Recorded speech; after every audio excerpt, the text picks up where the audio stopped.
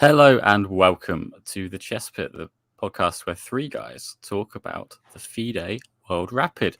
But once again, John has got family commitments, so it's just me, Phil Makepeace, and I'm joined, as always, by my good friend Robin Sarfas. Robin, how are you? Yeah, not bad. John's it always seems to be his nephew's birthday. That kid's spoiled. Yeah, as we said, it's a shame he's not got one nephew with 8 birthdays. Instead, it's 8 nephews with 1 birthday apiece, which just feels like a bit of a swizz, really. But Yeah, there we go. Anyway, we had an exciting day yesterday for rounds 6 through 9 of the World Rapid. At the moment, we have in the lead of the Open, we've got Magnus Carlsen. yeah, For it was he.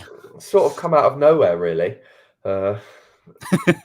It's just, who is this kid? I don't know. He's got like this Yeah. star by his name on the thing, which means he has to be on board 1 every time. Seems a bit of a, yeah. It's nice of him to make it so that the arbiters don't have to worry about adjusting their board order to put him at board 1. That's like very considerate of him. He clearly was annoyed by the events of the first day where they went with the boards moving around and stuff. So he thought that he would just go on, just be on board 1 naturally.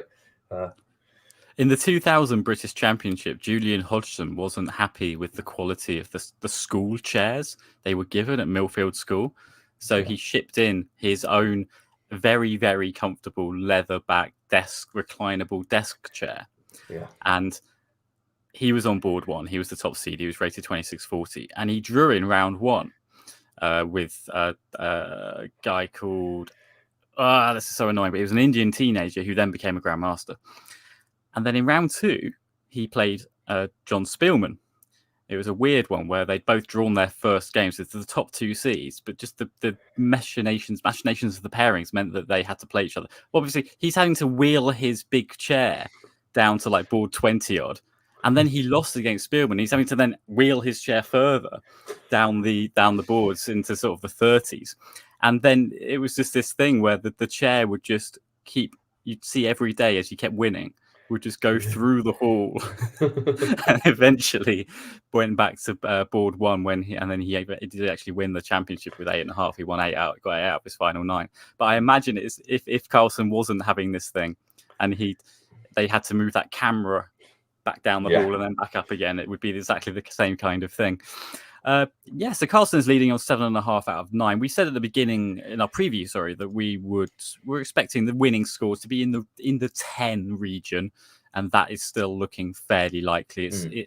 Carlsen may reach 10.5. Someone else may reach 10.5, but I suspect 10 is going to be a winning score. Abu Sattarov, Nepo, and Grischuk are all half a point behind on 7. There's a decent bunch on 6.5, including such luminaries as Firouzja, Naka, and Caruana. And importantly, Jordan Van Forest. Well, Christoph Duda and Jordan Van Forest both on 6.5. So my pick to win and my dark horse both reasonably well placed. So obviously you've got to see now. You're seeing it now as an exercise in who can people take points and half points off Carlsen. I guess whole points really, because obviously no one's going to. I doubt anyone's going to. It's unlikely that anyone's going to win all 4 of their games from here.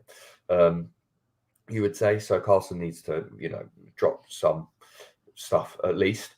But you can see, we are getting excitingly close to the possibility of a Nepomniachtchi Carlsen rematch, which would be interesting.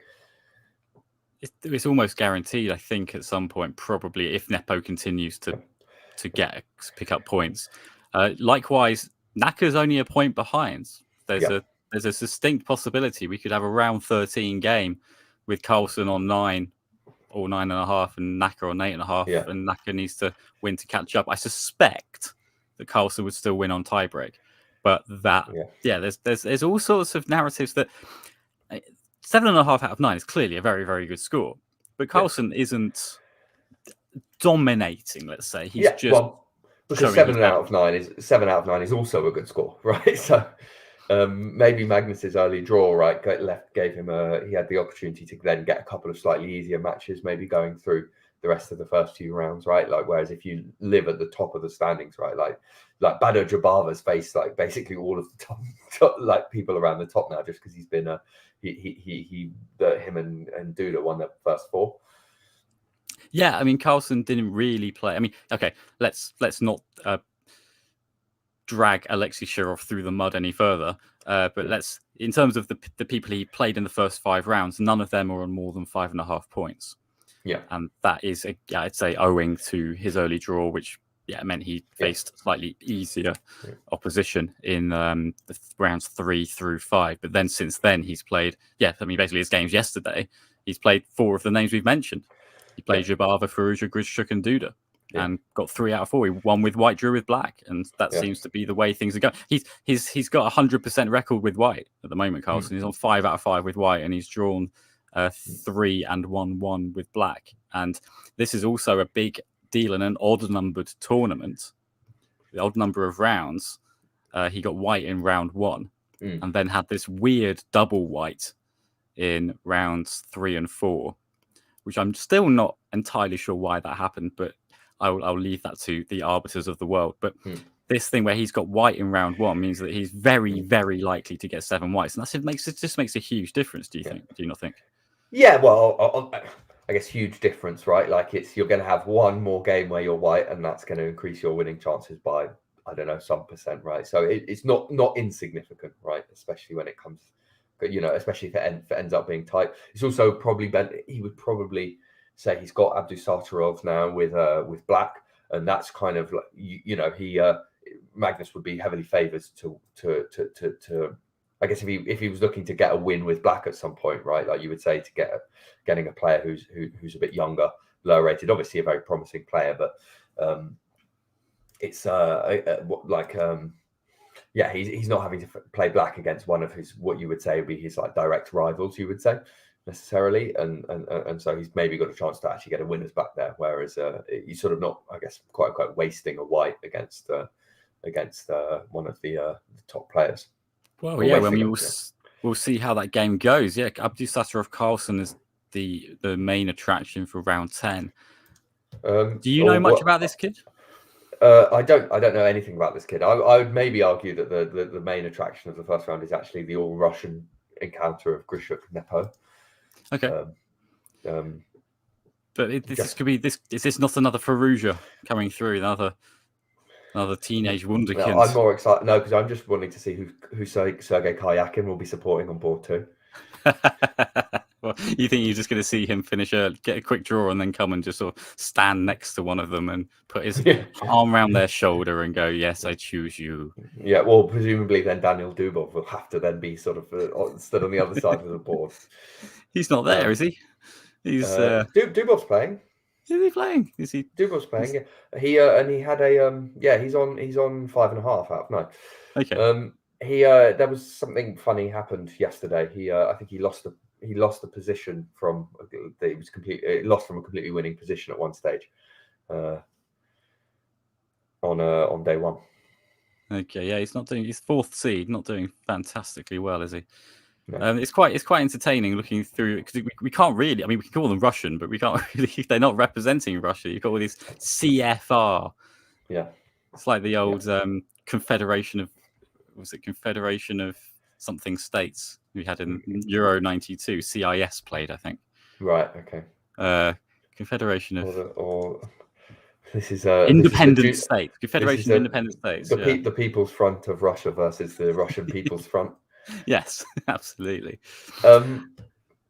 Yeah, so it's nicely poised, right? You've just got a big. I think this chasing pack on 6.5 out of 9, right? That's very interesting. What it's nice is that there's a lot of the good names there, meaning that as the people right at the top have played each other more and more, there is a sort of strong pool of players for them to sort of play in further rounds, right? Like there's going to be no easy games at the top, really, anymore. So we're nicely poised for an interesting finish, which is kind of what we expected, right? It's just the weight of numbers means that it's very unlikely that one player is going to have a substantial lead at this stage. So it's a nice, it's why the Swiss system is popular. Yeah, and the Swiss system is going to be introduced into the Champions League, I read from the football from 2025. So that's going to put journalist's minds. I don't know what jelly. that is, Phil. Sorry. No, you're just a basketball man, aren't you? Yeah. Yeah, unfortunately. Okay, let's talk a bit about the conditions, because we've had a couple of tweets by Mr. Vacher-Lagrave. Mr. Vacher-Lagrave is not having the most fun, I would suggest. He's on 5.5. Mad Max. He's not. Yeah, Mr. MVL is not doing fantastic. And parts of that might be to do with two tweets that he sent lately. Let's read them. So the first one, which was sent yesterday. It would be more reasonable to focus on having water available for players, metal detectors for all players before entering the playing area, and respecting a schedule because they overran by an hour on day one, than to pay full attention on an outdated dress code. Now, when you're watching these players play, Robin, how important to you is it that they look sharp? Yeah, it's not really. I think dress codes for any situation should never be enforced. Okay. Except if you're some sort of like, I don't know, I guess presumably it's useful to have uniforms for people like firemen and stuff. Unless you're but in terms of I think dress codes in the names of being smart shouldn't exist. I just don't agree with them. So you think Bermuda shorts at a funeral, if it's been explicitly said that you must wear a morning suit? Well, if it's been explicitly said, obviously I would respect the wishes of the of the people organising the funeral. There's been a dress code enforced here. The dress code is it says about. Yeah, and I'm saying they should, and I'm saying they shouldn't. Right? Okay. I'm not saying that they should never be. I've never once instituted. I'm not saying they should never be respected. I'm saying they shouldn't be instituted in the first place.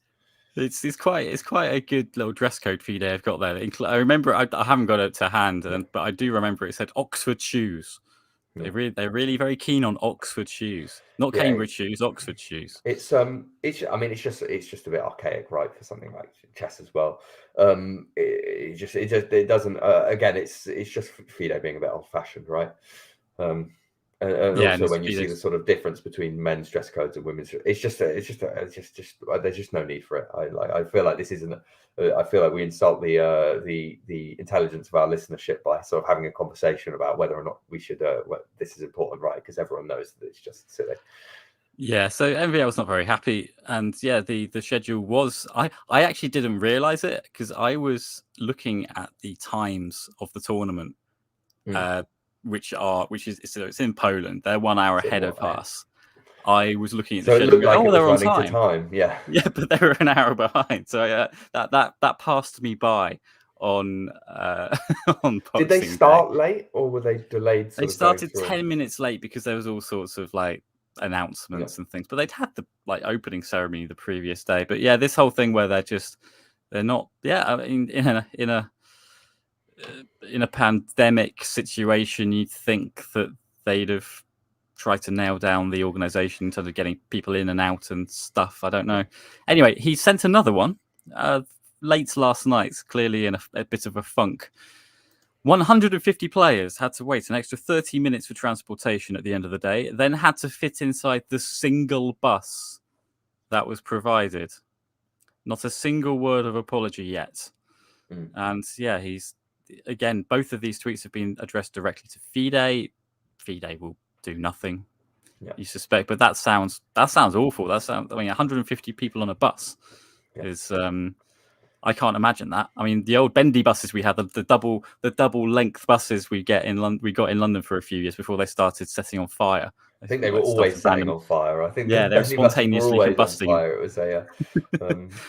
I can't imagine 150 people even on one of those. So goodness knows how. It's sort of, on the one hand, it's easy to be somewhat sympathetic with the organisers because there was a late shift from was it Azerbaijan? It was originally in Kazakhstan over to Warsaw, right? So presumably the local authorities in Warsaw haven't had the time to prepare that would have been ideal for them. But at the same time, from FIDE's perspective, right, they shouldn't be, if they're still pushing ahead with the tournament, right, and they have to change they shouldn't be pushing ahead unless they can sort of meet a kind of minimum standard for certain things, in particular things like that in the pandemic. You would think, especially if the tournament, the days are running late, there's especially no excuse for the transportation to then be even later. I mean, it's in terms of just the days running late.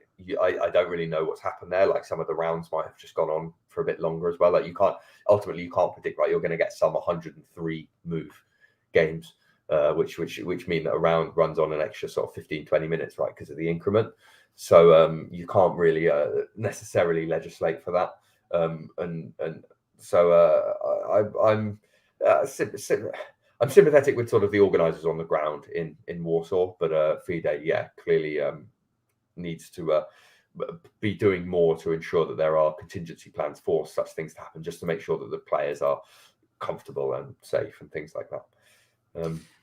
Can I trouble you for a prediction for day 3 then? Right, who's going to win it? Well, I mean, it's hard not to predict Carlsen. Okay, and how many points will he get? How many points will he get? I think he will win with 10. Okay, I completely agree with you. I think that it's very possible that someone might join him on 10, but that because of the way he's been leading for a little while, he's very likely to have the better tie breaks there. Yeah. Okay, well, we will see, and we'll be back tomorrow to preview the little preview of the Blitz, and also to round up what's happened on day 3. Let's just mention the women's event as well. Alexander Kostenyuk is 1.5 points clear. This generally seems to happen in the women's events. We had Tingji Li absolutely ruining the field in the Grand Swiss a month or two ago. Kostenyuk is 1.5 clear of Conor, Shuvalova, Lucknow, Asabaeva, Serikbai, and Mamadova. And it looks like, given there's only 3 rounds left there, she only needs a point, I think. No? Is that a no? She only needs 2 points to get it done. But yeah, she's got Humpy Conaroo with black in round 9. So maybe something will happen there. But yeah, the women's event, not quite as well subscribed as the men's. There's 100 players in the women's event, which means that but they have two fewer rounds, so it's not like they're going to be exhausting those pairings anytime soon. Okay, well, all that remains for me to do is say thank you to our sponsor, Playfair Capital. Playfair Capital is one of London's leading venture capital funds, and that is the end of the podcast. So thank you to Robin. Thank you, Phil. Just a quick note on programming.